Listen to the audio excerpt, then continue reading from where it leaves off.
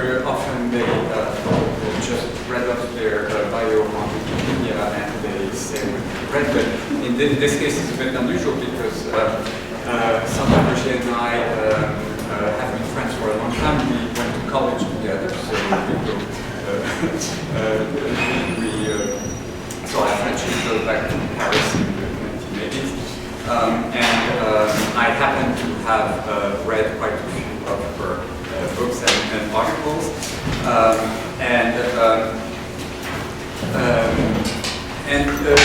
When you look at her philosophical production, you can see that she has worked on many different issues and themes and authors. So she has a major book on wine, which was a doctoral dissertation. She has several books on Wittgenstein. She has done work on cinema. She has done work most recently on the ethics of care. She has done work on civil disobedience. So it looks like her work is quite eclectic at first sight. She also has had philosophical friendships, important philosophical friendships. Probably the most important one with Stanley Cavell, whom she first met, I believe, when she was visiting student at Harvard in 1983, and she has been friends with Cavell ever since. And she, in fact, has promoted her work in France and translated a lot of his work. She also had a close friendship with Pierre Hadot, whom I believe she met in the mid-80s, and they were friends until Hadot died in 2010. So there's a whole spectrum of interests and friendships that, again, at first sight seems eclectic, but there is quite a bit of coherence in her philosophical interest, and I think it can be summarized in terms of the commitment to ordinary language philosophy, which, as you may know, stems from the work of J.L. Austin and the second Wittgenstein. Austin, his intuition that philosophers have been interested in truth value, but that's sort of a dead end, but it's the realization that when we speak, we actually do things, and this has a number of very important consequences, in particular ethical consequences. And the second, Wittgenstein, who advocated the notion that when we a lot of the philosophical problems are problems invented by philosophers that stem from an artificial use of language, and this intuition that in order to do philosophy in the right way, you have to start with the realization that language as humans speak it is just fine, and this is how you have to do philosophy. And this has a number of consequences, including ethical consequences. So, because when we, if it is true that when we speak, we do things, when we need to worry about the meaning and consequences of what we say. So this is, I think, related to what Sandra is going to discuss tonight. So her talk tonight is sponsored by the Maison, Française, the Alliance program, and the Department of Philosophy. And I am delighted to introduce Sandra Laugier. The title of her talk tonight is The Ethics of Care as a Politics of the Ordinary. Sandra.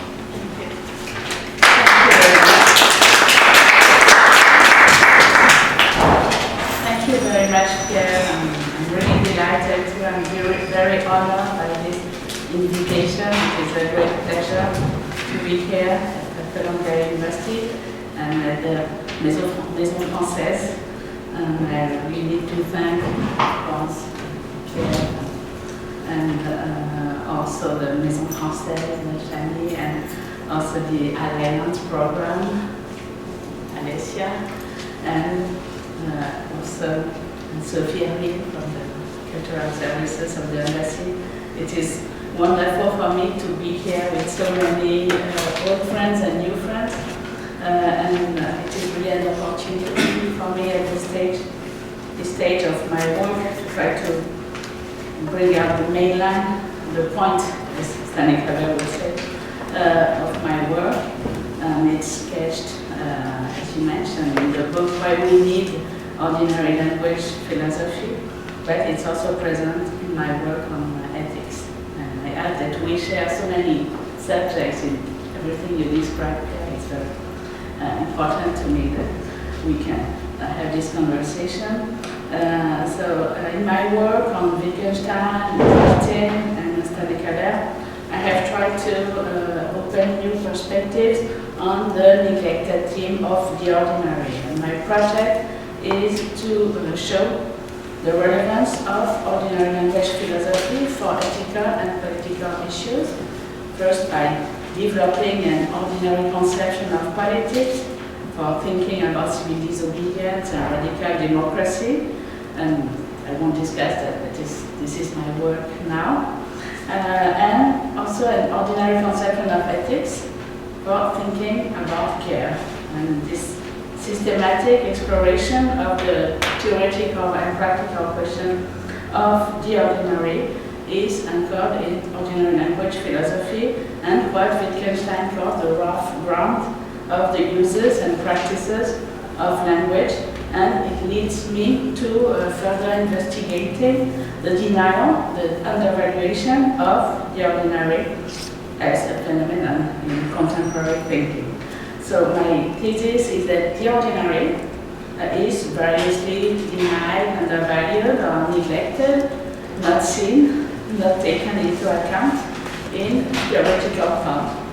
And this negligence, which I could call carelessness, has to do with the contempt for ordinary life, in as much as it is a domestic, female, and it stems for me from a gender hierarchy of the objects of intellectual research.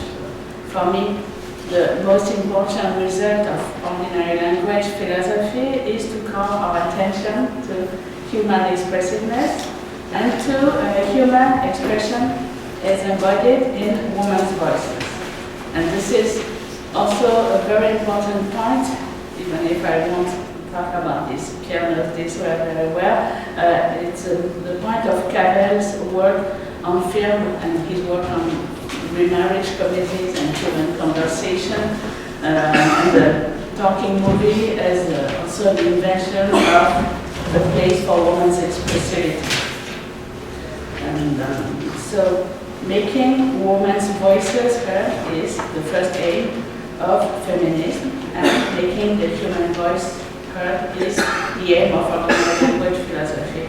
And so this idea of having a voice heard is the starting point of the ethics of care, the idea of the different voice that was promoted by Carol Gallagher. I'm very happy that you're here, Carol. Going to mention your name. In my own work, I have tried to understand the ethics of care as a heterodox ethics connected to ordinary language philosophy, an ethics that allows us to recenter moral philosophy on ordinary expressivity. And so I want to present the ethics of care in light of the need for transformation of ethics from this point of view of an ordinary ethics anchored in ordinary language philosophy. So it's a philosophy that calls our attention to ordinary life by attending to ordinary details of language and expression as having moral weight and importance. So you have this in the quotation by Austin on the handout. If you have it, I want to read all the quotations, but it's really the ethical meaning of this idea of a sharpened awareness of words that we use to sharpen our perception of, though not as the final arbiter, the phenomena. And so this attention to words is really a change in our conception of what matters, what is important. There is one chapter in Cavell's book, Pursuits of Happiness, that is called The Importance of Importance. So this is really what I want to show, that importance is important, mattering is important, and Wittgenstein's point in the investigations is that the importance of the grammatical investigation is precisely this, that it seems to be destroying everything great and interesting, but actually it brings you back to what is actually important and interesting. This is what you've got in quotation form. Well, go back to the other. Where does investigation get its importance from? Since it seems to destroy everything interesting or that is great and important, what we are destroying is nothing but houses of cards, constructions of air.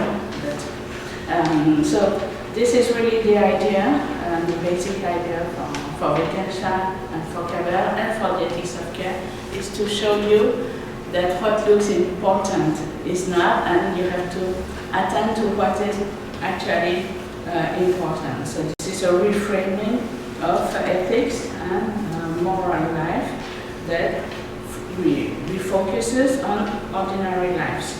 And I want to show the contribution made by the ethics of care to this change of paradigm, to displacement of ethics. And by proposing to valorize moral values like caring, attention to others, and solicitude, the ethics of care has in effect contributed to modifying a dominant conception of ethics and has changed the way we look at it and has given voice to ordinary ethics. It draws our attention to the ordinary, and the ordinary is not something that is, right there like a given or something obvious. It's what we are unable to see and what is right before our eyes, but is for this very reason invisible to us. So it is very well said by Foucault, so I needed to have a quotation in French, so you have a good quotation too.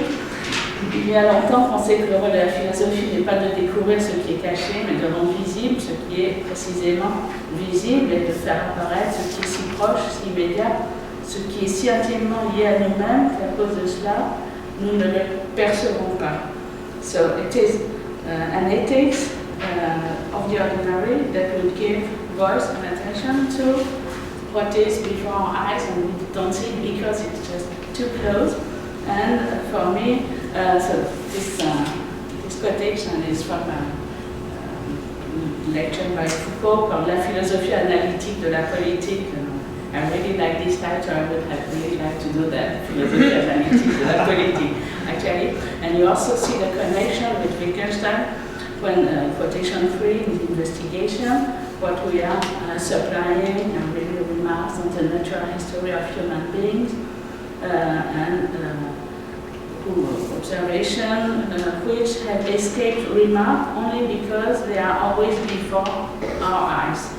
And so the ethics of care is really this kind of knowledge, because it's about actions and humans who are undervalued precisely because they perform unnoticed or invisible tasks and take care of our needs. Like you see, we have this nice room, but someone has put all these chairs. It's not me, I'm asleep. Or this table, put water, all this stuff that makes intellectual life possible too. And so those people who take care of our needs are often than not a woman, and often a non-white woman. And this is what Carol Gilligan calls the voice, the different voice.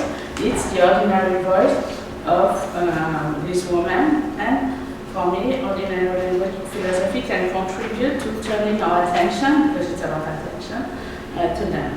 And so this is one, the main point for Carol Gilligan was, in quotation 5, bringing women's voices into what was then called the human conversation, we change the voice of the conversation by giving voice to aspects of human experience that were, for the most, unspoken or unseen, and for the same reasons, because they are just, there before our eyes, and so it's really the necessity of bringing some voices into ordinary human conversation. And so this is why the ethics of care has been very important for me since maybe more than 10 years, and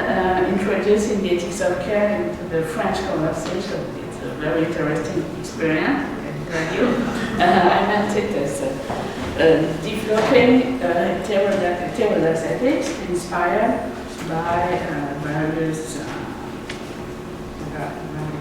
traditions like Wittgensteinian ethics, moral perfectionism, and also a matter of continuing ordinary language philosophy by other means, with centering moral philosophy on ordinary language.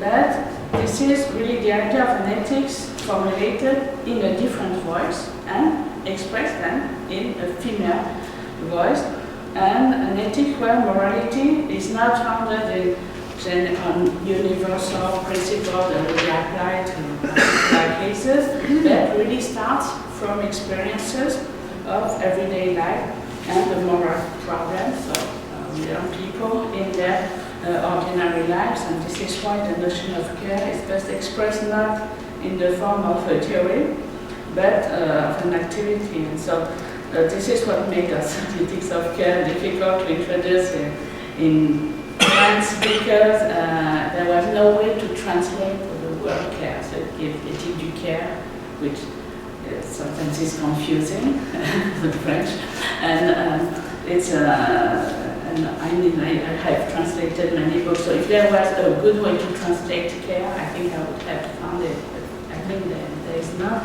because you don't have anything in French that would be at the same time an action and a disposition and affect, concern. So it's both. It's both. So it's at once a practical response to specific needs, which are always those of individuals, singular others, and an activity necessary to maintaining persons and connections, and work carried out both in the private sphere and in the public sphere, and also sensitivity, attention, sensitivity to details that count, that are important. That's what Austin is talking about. So it's really a kind of action and attention, and it's a concrete matter also embedded in the ordinary details of human life, and it's somehow ensuring the maintenance. That's a good word in English actually, in several senses, including the sense of conservation, but also conversation, this kind of maintenance, the continuity of the human world.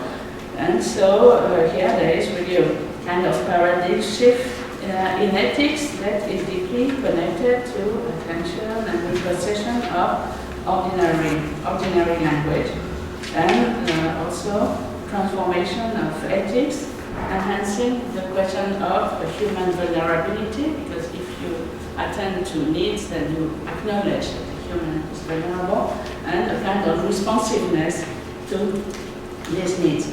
And so this ethics of care was really very polemic from the beginning, and just as ordinary language philosophy actually, it subverts well-established intellectual and social hierarchies and attracts attention to a number of phenomena that are overlooked because they are close, but also because they are connected to women, to the female.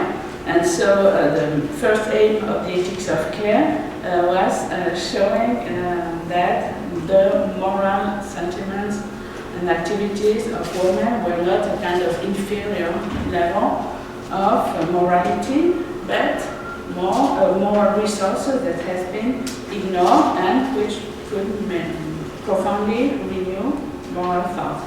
And of course, this is on the condition of seeing care not only as sensibility and being a nice person and so on, but also as an ordinary practice, as how work, I mean, an ethics defined not by abstract principle, but by the concrete everyday work done, for the most part, by women and neglected because of it. And yes, taking into consideration the social and moral and political importance of care makes it necessary to refer to women, which is one of the categories to which the work of care has principally been assigned. But if you refer to women in France, then you are considered as an essentialist, differentialist, and things become very difficult to you. But the ethics of care, what matters is the critique by care ethics of the capacity of the language of ethics and the language of justice to take into account this work and the experiences and points of view of women as morally relevant and different. So the hypothesis of a different voice is indeed that of a moral orientation, take this word from Carl Gilligan, that identifies and treats moral problems differently than the language of justice and liberal traditional moral philosophy do. And so this is why the ethics of care is both a change of paradigm in ethics and also a fundamental aspect of human life. You have a very clear definition of care by John Tronto and Berenice Fisher, it's quotation 6. Care is a species of activity that includes everything that we do to maintain, continue, and repair our world so that we can live in it as well as possible. So it's really what make ordinary life possible and what makes the continuity of human life. And so care corresponds to this very ordinary reality, the fact that people look after one another and are attentive to something like the functioning, the regular functioning of the world that actually we are not aware of except when it's not working anymore. If no one picks up the garbage, then you realize someone does it every day. And so the ethics of care affirms the importance of care and attention given to others, and in particular to those whose lives and well-being depend on particularized, continual, and daily attention, and it gives voice and attention to also to humans that are undervalued precisely because they accomplish unnoticed and invisible tasks. So these ethics are based on an analysis of the historical conditions that have favored the division, not only a division of labor, but what I call a division of moral labor, such that activities of care have been socially, economically, but also morally devalorized, because the assignment of women to the domestic sphere has reinforced the exclusion of these activities and preoccupation from the moral domain and the public sphere, reducing them to the rank of private sentiments devoid of political and moral import. But in ethics, when we give, the philosophers want to give an example of an ethical action, they will choose, Caesar crossing the Rubicon, not you picking up with some socks on the floor. I mean, I don't know why this is how it works. And so, so the perspective of care carry with them the fundamental claim concerning the importance of care for human life and also for the social and moral position of the caregivers.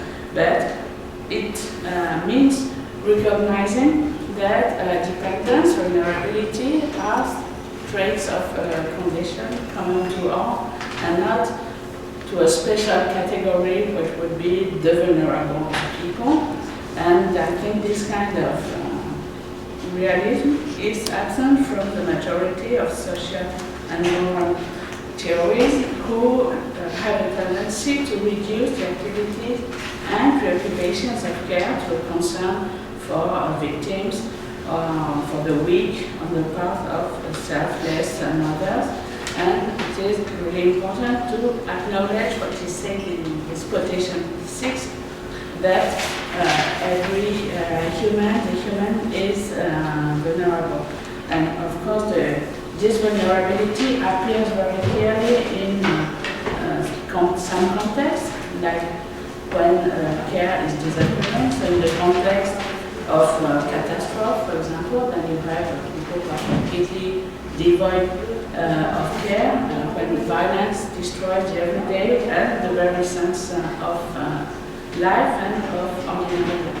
And the whole genre, which I'm very interested in, I won't talk about it, of the post-apocalyptic movie or TV shows, like The Walking Dead, which is one of my subjects now, the catastrophe movies, is really about what happens when everything that makes ordinary life possible disappears. What happens to us.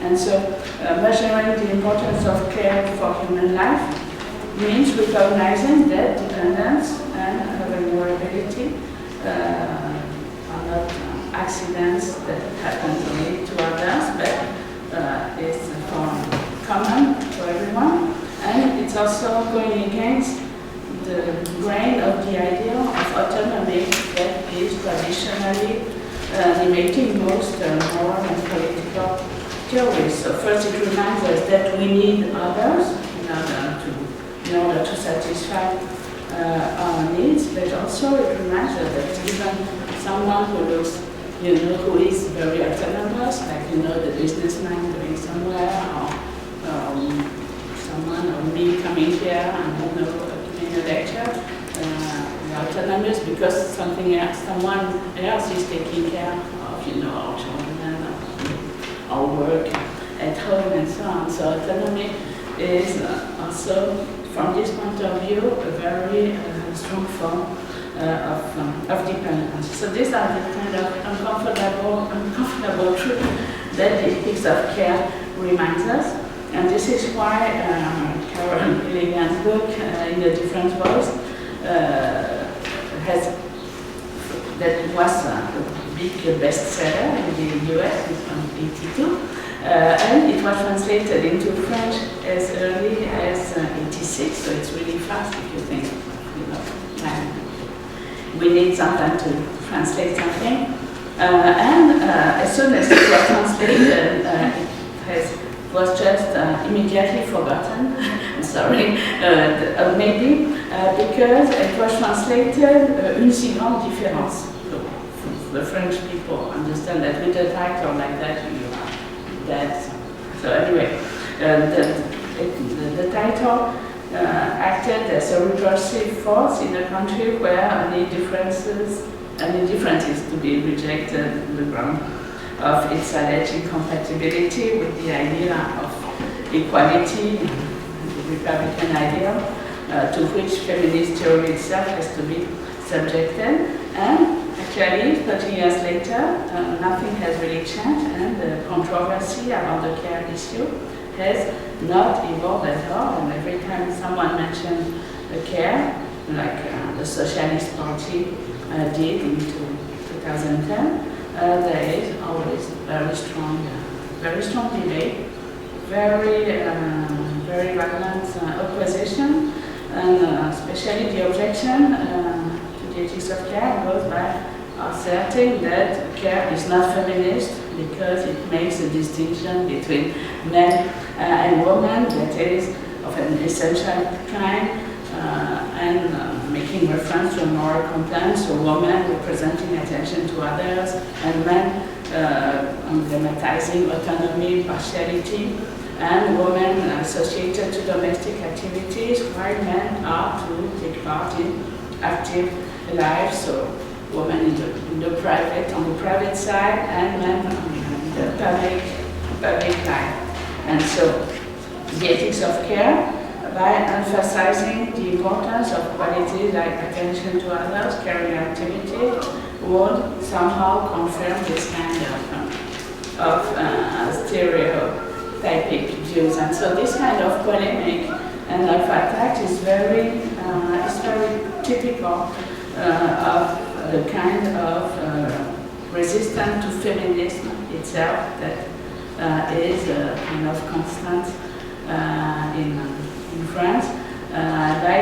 It's like opposing a correct version of feminism, which would be a legitimate and true universalist one, to a kind of minor domestic kind of feminism. And so the ethics of care were accused of indulging in a kind of degrading view of femininity, which was called maternal, which is supposed to be the worst insult you can give to anyone. So, of course, it's complicated. Recently, for example, in France, some of you know the Secretariat d'État, because there was a ministry a long time ago, now it's only the Secretariat d'État of Women's Rights. And then recently it was suppressed by our big, very liberal president, and included in the Secretariat d'État of Family. And so, of course, it was completely outrageous, and many people were protesting. But for me, also, even more outrageous were some kinds of very reactionary responses to this change, like saying, this is taking back women back to diapers and to the kitchen and so on, as if it was degrading for women to be included in this Secretariat d'État. And so this is really the problem with the ethics of care. We had the same thing, some of you remember, when Ségolène Royal, the former partner of our dear president, was herself a candidate, and some politicians asked, who is going to take care of the children, qui va s'occuper des enfants? And of course it was a very stupid question, but I thought the reactions were very stupid too, because of course someone had to take care of the children.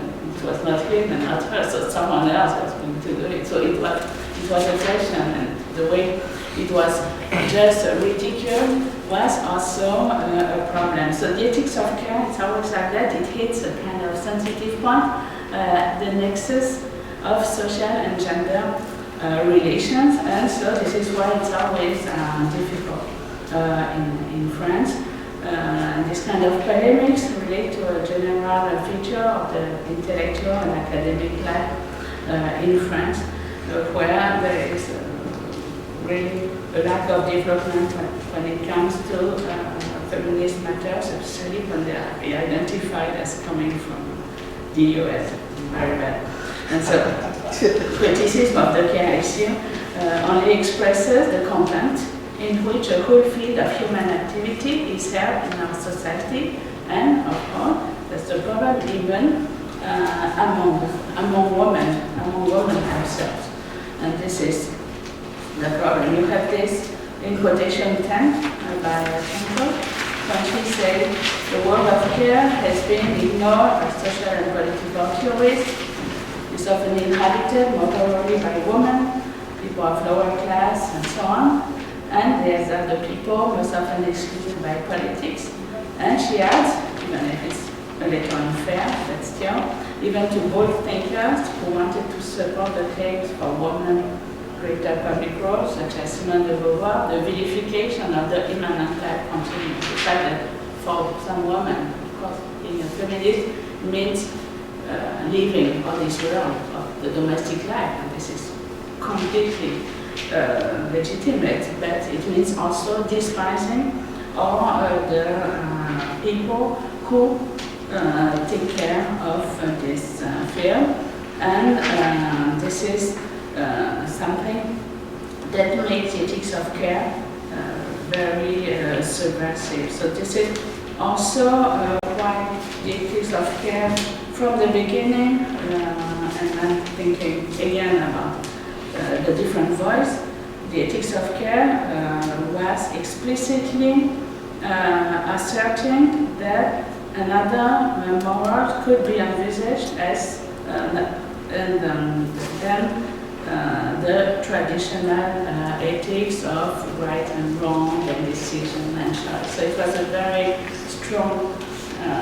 strong claim, and it was also contesting the legitimacy of moral and social and political philosophy in their main practice as being the expression of contempt for the whole domain of the human life. So this is why the idea of the different voice, mostly experienced by women, required a complete change of perspective.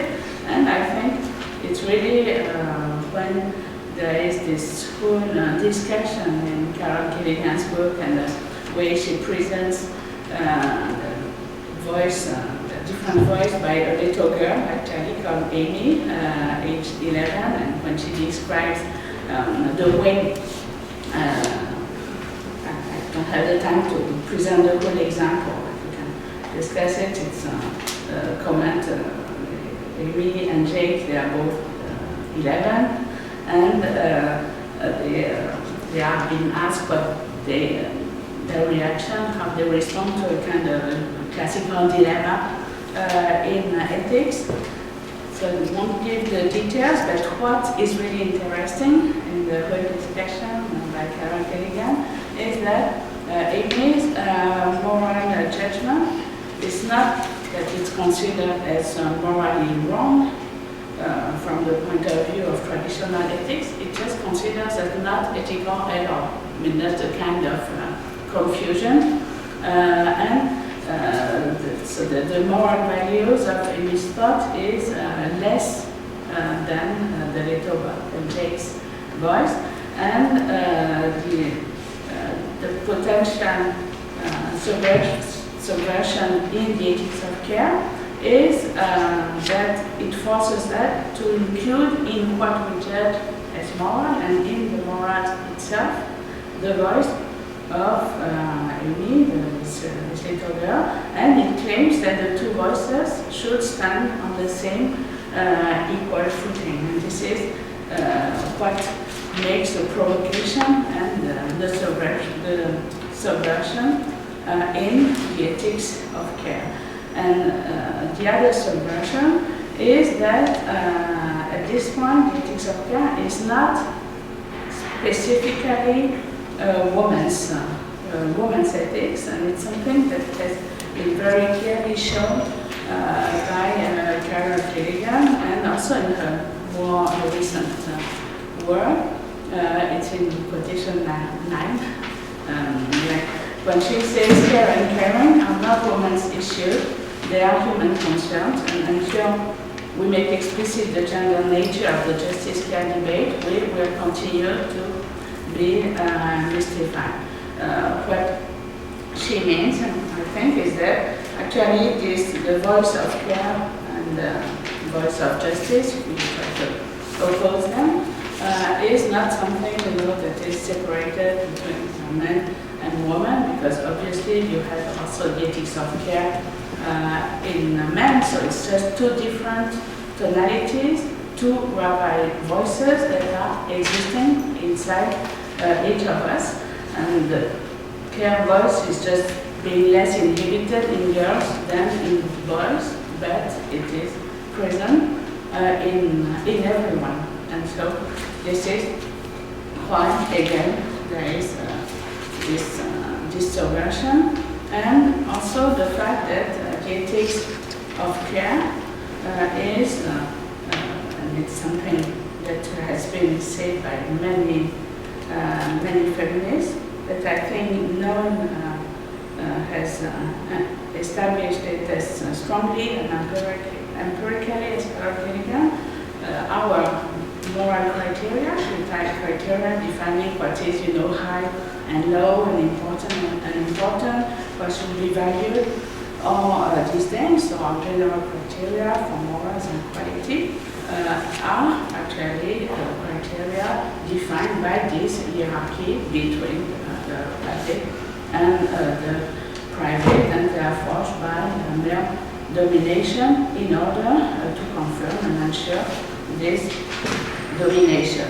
So it's of course something also an unpleasant truth, and also the question raised by the ethics of care is another unpleasant one. I will conclude with that. I see there's not much time. It's, of course, inequality, moral inequality between men and women, but also inequalities among women. And this is something that is uncomfortable for feminists. And how can you acknowledge it? How do you analyze it?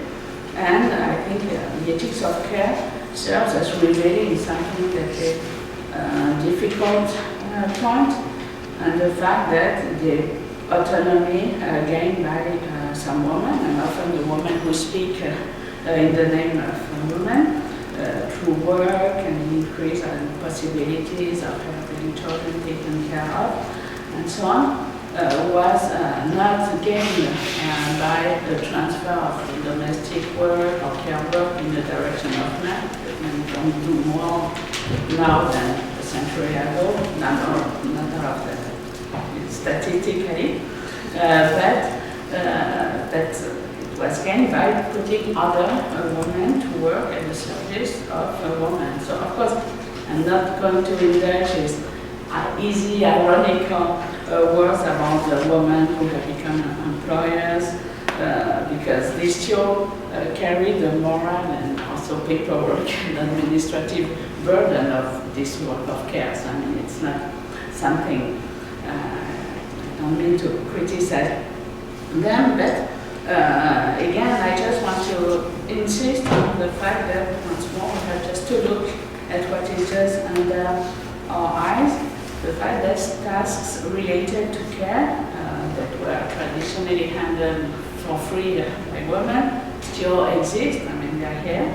And even if in our privileged countries these tasks are handled by others when we can afford it.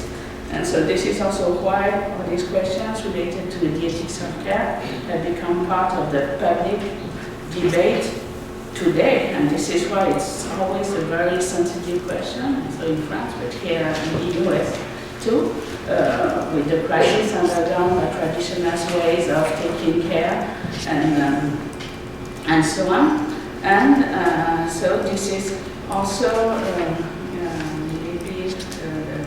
what is called a crisis in care, or crisis of care, because care, or the care, what is called the care drain, people taking care in poor countries that come here in Europe, in rich countries, to take care of us. And I think it is the difficult point today. It's really also about taking into account care and service delegated work, because now we have this social and global division of labor related to care, and the risk would be, if we want to value care ethics, would be to separate activities related to care in two parts: the good care, emotional care, affection, attention given to particular others, which would be the activity for white bourgeois women, and care as a service, paid care to be bought, and so kind of dirty work that is to be left to subalterns. So this is also the limit now, and this is why care is also still a polemic subject. When in France we want to call for a caring society, a société du soin,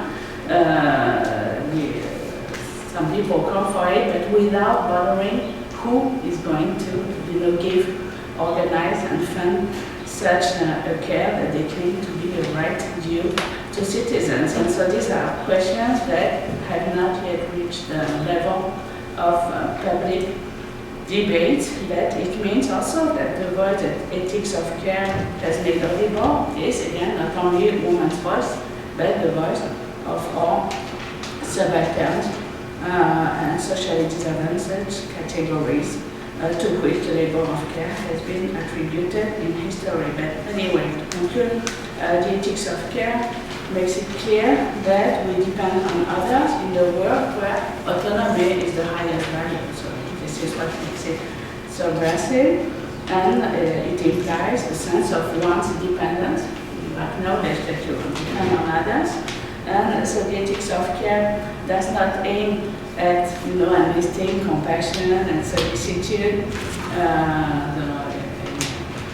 in order to soothe an unsympathetic conception of social relations, but it aims at the acknowledgement of a whole portion of common life that is systematically ignored in political discourse, in ethics, and in philosophy, when it actually makes our everyday life possible. And so acknowledging this is acknowledging that care is what makes a common life possible and makes also moral and intellectual life possible. And standard ethics and political analysis, when they deal with social contract, what makes our common life possible, they do not inquiry on how such a society is made sustainable, and they carefully expels out of ethics the word of fundamental care, and more generally speaking, all those actions that make ordinary social relations possible and alive. So ignoring the care issue in theoretical ethics and politics amount to ignoring the origin of what makes our society, a moral society, exist and perpetuate. So by calling for a society in which caregivers would have their voice, their relevance, and in which the task of care will not be structurally visible and conspicuous, the ethics of care brings to light our own difficulty of thinking this social reality. So I had a few more remarks about that, but I don't want to spend too much time. We can leave this to discussion.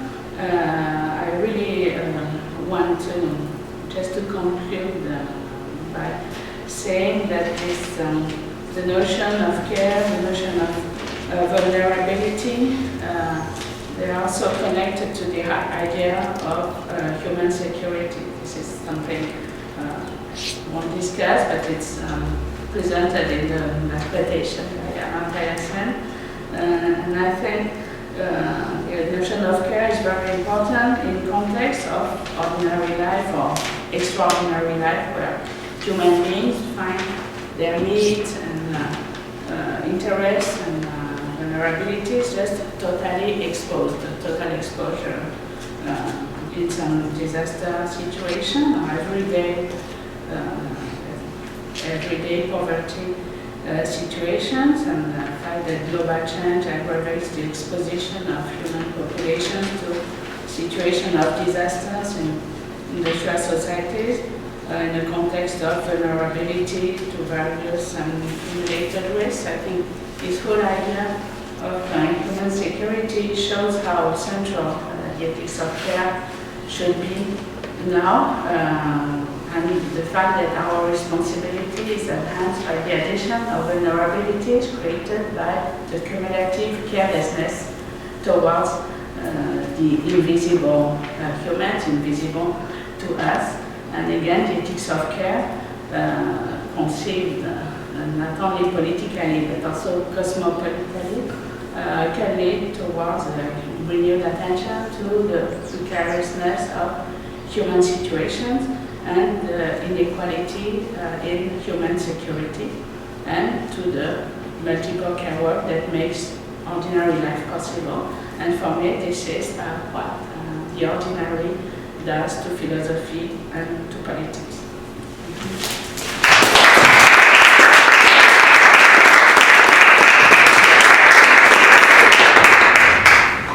Thank you very much, Sandra. I have noticed this quite a contrast between the tone of your remark, that this is very sort of soft and gentle, and the content is quite political. Better than the other way around. So, questions for Sandra?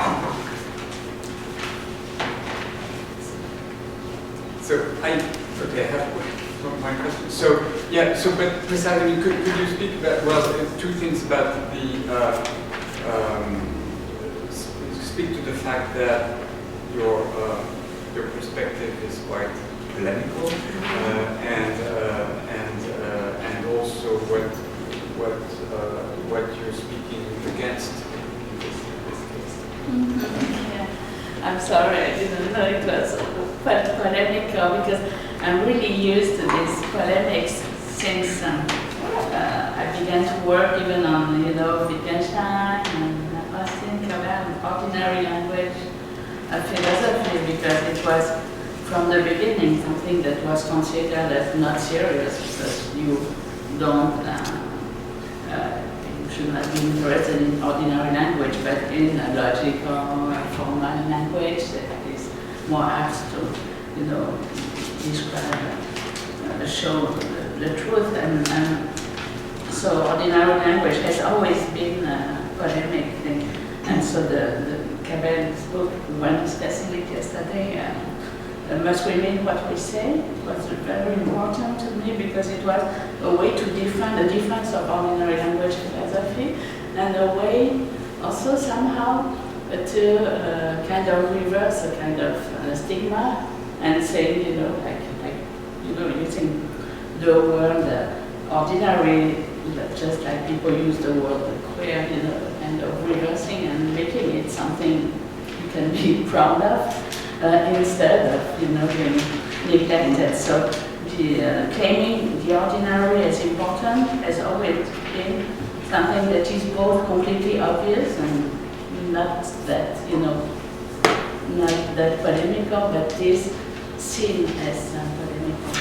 And so this is why Austin and Wittgenstein are always also seen as polemical. Why I always trying to show that ordinary language philosophy is also about truth. I mean, it's also what Austin does. It's really because he thinks that by examining ordinary use, you get closer to truth and you have a more refined perception of meaning than by classical analysis. So same about ethics.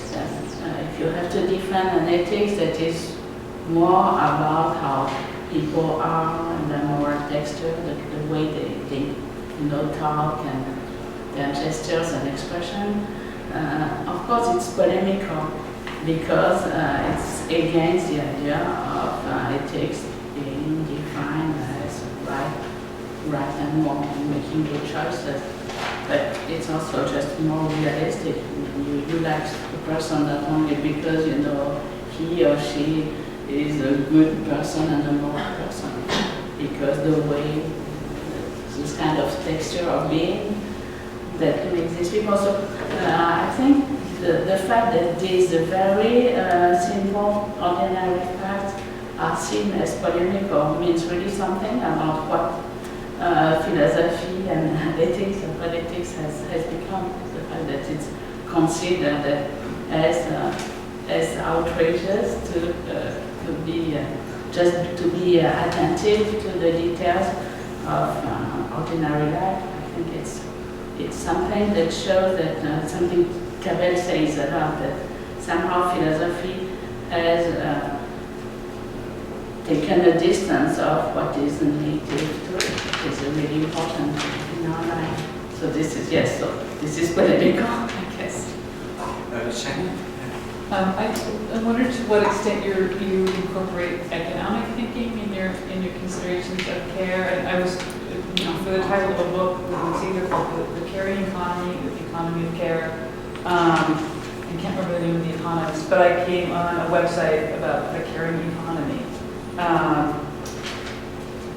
that explores the undervaluing of care in GDP and other measures, and it tries to have an influence on public policy. So have you been reading economists on this question as well, and to what extent are you incorporating that?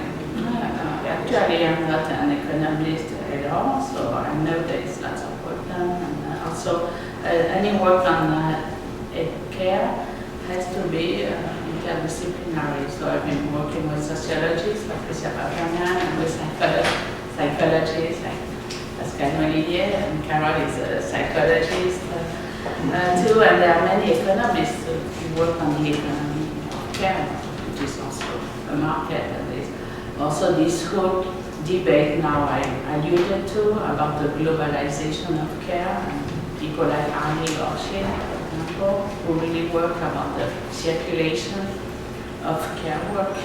And so this is it's a very important issue, and I cannot treat all the issues, but it would be polemical too, because of course the fact that the global economy of care, the fact that now there are more migrant women than men, because it has since 2010 or something, it has been the number of women is bigger, because women leave their country in order to do care work in other countries, and this is of course an economical, very important economical fact in our global world.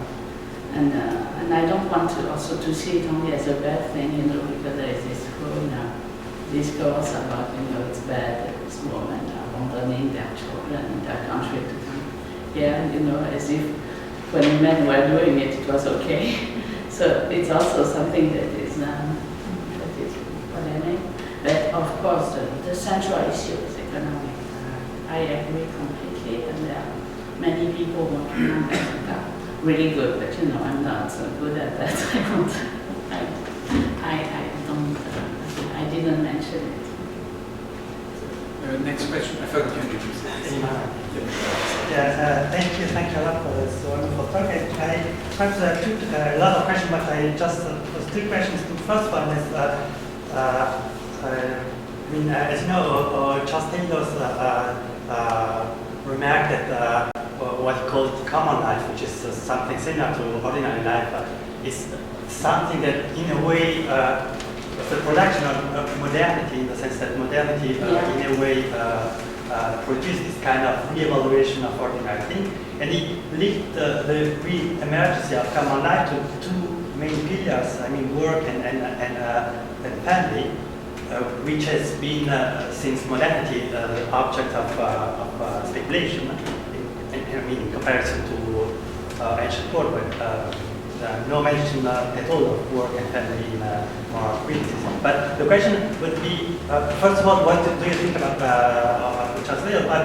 What do you think that the care or the ordinary life would look like in a world where work and family are, in a way, disappearing, in the sense that work is becoming more and more rarely, and family is also, in a way, becoming something different. So, and that leads me to the second question. I was really struck for your definition of post-apocalyptic literature and work as the world where in a way what makes possible ordinary life disappears. It's very, very possessive, which I think also to define this kind of term. I know that you gave a lecture in Boston or in Los Angeles, but The Walking Dead. Yeah, exactly. Which is a very good example.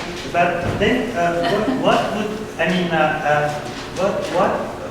look like, in your opinion, a world where where humanity has to put ordinary life at its center? Because when you were talking about this claim, politics has to restart from ordinary life. I had this idea of a community where ordinary life and care above all is at the center of the common life. It is strange, but it's also my job. They were the monastic community, orders, where you also the rule was a rule of caring each other and so on. But it is an explicitly anti-politic project. So what would be, in your opinion, the politics where care is really the base of everything? This is really the main great question. Actually, I really like the idea of the monastic life because it's always an example that is given. And now there's this whole reflection about self-care, because even in the monastic life, you have to take care of yourself. And self-care is not a souci de soi; it's completely different, and it's something that is very very simple too. And what I think about the emergence of the interest for ordinary life, I think you can connect it to the modern. This is actually what Cavell does in the Maison portrait, and you can also connect it to traditions of antique moral perfectionism. It's also about attending to ordinary life. So it's also something that exists. And you also have it very strongly in the romanticism. In romanticism, it's a lot about somehow getting in touch with the ordinary in itself. So it's more something that comes back. Maybe there will be a cycle, you could maybe describe it like that, but it's also very strong. If you read Sandra Laugier, who has really tried to think about the way the ordinary comes back in romanticism and in also the Emerson and the connection to nature, and also how it was somehow revived by technical inventions like photography and film, which are, of course, it's not only that they are the best techniques and means to show the ordinary, it's also that the ordinary life is the best object for them. And so this is what Cavell is so interested in remarriage committees. It's because at some point you have the invention of the talking movie, and what can you do when you have a talking movie? Actually, the best thing to show is a conversation and even a fight between a man and a woman. It's just the best subject, and it still is. I mean, now even in film, in comedies, in many TV shows like sitcoms, it's really the fact that human ordinary conversation is the greatest subject on screen, big screen, small screen. So this is something he has really analyzed very well in Pursuits of Happiness. And I think it's something that film and TV have perceived very clearly, that the ordinary is an object.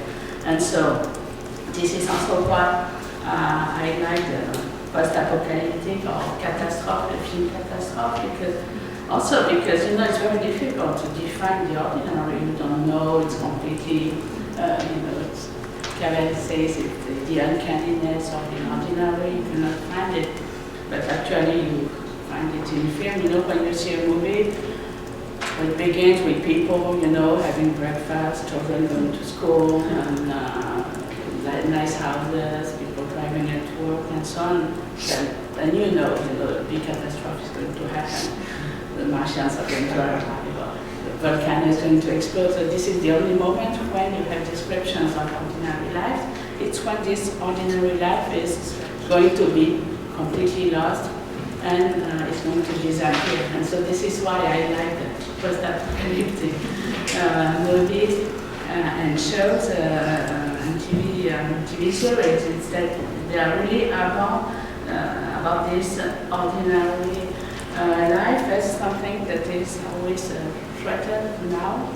And so they show the world where this ordinary has disappeared. And what is also interesting, and if it's not completely to that point, is that in all these catastrophe movies, you have actually the story of remarriage. If you see, I don't know if you have seen the Alice or San Andreas recently, or any catastrophe movie is also a remarriage comedy. So there's always a couple at the beginning that is fighting or separating or estranged, and at the end they get back together. So I think there's something also there, ordinary. So yes, I think it's a very the way it's an aesthetical theme as well as a moral and also social feminist is really interesting. Yeah, I would like to come back to the polemical side of it. Yes. And you imply that the polemics will somehow amplified in France. What is it with the French scene and philosophical reality that would make the polemics there somehow much bigger than elsewhere? I think it's bigger, maybe I'm wrong, but I think it's stronger, but you know, it's really always because of this Republican universalist, so-called universalist, because of course I am universalist too. People claim universalist, they don't know that they should, I mean, universalist is something that should be attained, it's not something that exists. So. But anyway, I think there's really, the problem is that every time there is something that shows that you should treat differently, different, categories, citizens, it's something that is always very sensitive, very polemical. It's just, it's the same.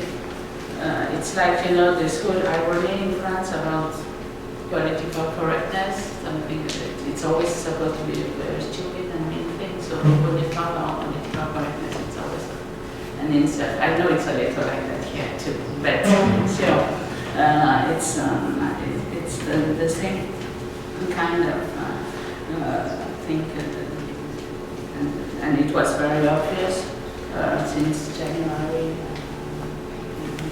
1915, because the idea that there are some, shared Republican values, and if you don't share them, then you are not part of not working, not part of the country, and so on. So this idea that there is a kind of universalism, Republican universalism, is something that really always goes against feminist struggles, and it's something that makes things very, very difficult. Even if we have a Beauvoir and the feminist thought is very powerful also in France, and has been even stems from French thinkers. It's really something that is not taken seriously now. And so, for example, gender studies, I don't know what you think, I think that gender studies is really underdeveloped in French academic work, which is it's the worst place for feminist studies, which is kind of strange, but it's for the same kind of reason. Yes. So many more questions. We are running out of time, so we have time. So just one more question. Thank you, Sandra, for this suggestive talk. Just two questions. The first one is about the untranslatable word of care. It's like the word of capability. You mentioned Amartya Sen in the last quotation. And I think we can come back to Frege, and he says always ask words in always in the meaning of words always in a context, in a proposition. So maybe these words have a kind of atmosphere. You have described this atmosphere, sensibility, disposition, action, and so on. That was a suggestion, I don't know if you agree. And the second one is about, you mentioned la société de soins, society of care, the inequality of Medicare. Obamacare. The inequality of Medicare is the inequality of access to Medicare. And this inequality of access to Medicare is also inequality to access to forecast and precaution. And I think we have more and more to put to emphasize this question of forecast and precaution about special medical, not all what you say about the care of medical. Yes, these are very important questions too. Thank you. So Frege, yes, of course, and Frege actually was very important to us. And Frege is the first, actually, you know that very well. Frege was also the first who explained that the words have meaning in context, and also that he was the first to explain that there was also a dimension of force, not Pierre Force, force in the force in words themselves. So this is something that is very classic analytical philosophy and hostility philosopher in the tradition of Frege, and really wanting to have more precise concept of truth than the correspondence concepts also. I agree. And on these contextualist approaches, I really meant also to get closer to reality and to have a use of language that is more sensitive to what is actually happening. So this is something that we really should pursue, because sometimes there's the idea that ordinary language philosophy is kind of departing of, logic and truth, and it was not aimed at all. So now, Obamacare and Medicare, actually it's a very important point too. And I think what is interesting in the ethics of care is the fact that it forces you to bring together realities that we usually see as completely separate. So for us, like there are activities of care, like taking care of a friend because you are having a conversation with this friend, and this, of course, this is care. And also, we all know that teaching also is a form of care, so it's care. And then also, of course, medical assistance or so nursing is also a question of care. So usually we just don't see we don't want to see that it's there is a common feature to all these activities, and of course some activities of care are more considered than others. Maybe that teaching is considered as a higher activity, or being doctor, surgeon is care, but higher kind of care than the nurse who wipes asses and so on. So this is also something we should maybe think about. That there is all this these differences and these separations, and why we do it. But you are perfectly right that, of course, medical care is central. I just want not to translate care by swan, because then you will think that the whole activity of care is in the medical area, and so that only people who are weak or dying or is dying are subjects of care, and we don't acknowledge that everyone actually is getting care and having his autonomy through care. So this is why I don't want to use swan, even if some are doing that, I know. All right, so